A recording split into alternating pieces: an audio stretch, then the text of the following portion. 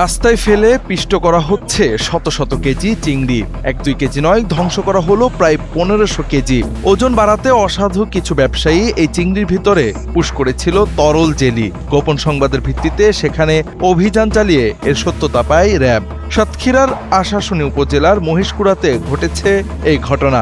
সেখানে অভিযান চালিয়ে 1500 কেজি বাগদা ও গলদা চিংড়ি জব্দ করেছে র্যাব 6-এর দায়িত্বরত একটি টিম।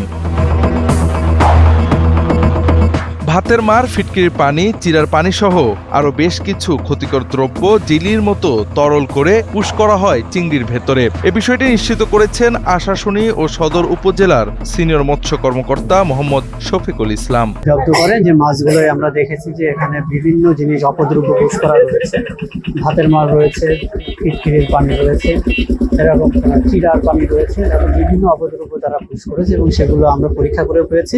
সেই জিনিসগুলো এখানে আমাদের নির্বাহী ম্যাজিস্ট্রেট মহোদয় রয়েছেন, উনি এসে তাদের আইনগত ব্যবস্থা নিচ্ছেন। জীবন অবাক না করলে কে করবে? 28% মিল্ক ফ্যাটের অবাক করার সাথে ফ্রেশ মিল্ক পাউডার। জীবন অবাক করুক প্রতিদিন। এ ঘটনায় রবিউল ও হামিদ নামক 2 জন আসামি পলাতক রয়েছে। তাদের গ্রেপ্তারের অভিযান অব্যাহত থাকবে বলে জানিয়েছেন জেলা প্রশাসনের এক্সিকিউটিভ ম্যাজিস্ট্রেট মোহাম্মদ নাফিউল ইসলাম। এছাড়া অভিযানে নেতৃত্ব প্রদানকারী সিপিসি 1 কোম্পানি কমান্ডার জাইনুদ্দিন জানান, এ ধরনের অভিযান অব্যাহত থাকবে। তথ্য দিয়ে প্রশাসনকে সহযোগিতারও আহ্বান জানান তিনি। র্যাব 6 সিপিসি 1 সাতক্ষীরার পক্ষ থেকে আশাশুনি থানার মহেশপুর এলাকায় আমরা আসি। এখানে আমরা প্রায় 1500 কেজি জেলি পুষ্কিত এবং অপদ্রব্য মিশ্রিত চিংড়ি আমরা জব্দ করি এবং এটি বিজ্ঞ জেলা প্রশাসন ম্যাজিস্ট্রেট এবং আমাদের যে মৎস্য কর্মকর্তা আছেন তার উপস্থিতিতে আমরা এটি ধ্বংস করি। তো আমাদের এই ধরনের অভিযান সামনে অব্যাহত থাকবে।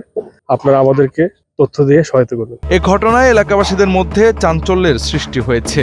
মুখরোচক খাবার হিসেবে পরিচিত চিংড়িতে এমন ভেজাল ও বিষ মিশ্রণে অবাক হয়েছেন অনেকেই। এমন অসাধু চক্রকে আইনের আওতায় এনে সর্বোচ্চ শাস্তি নিশ্চিতের দাবি জানান এলাকাবাসী।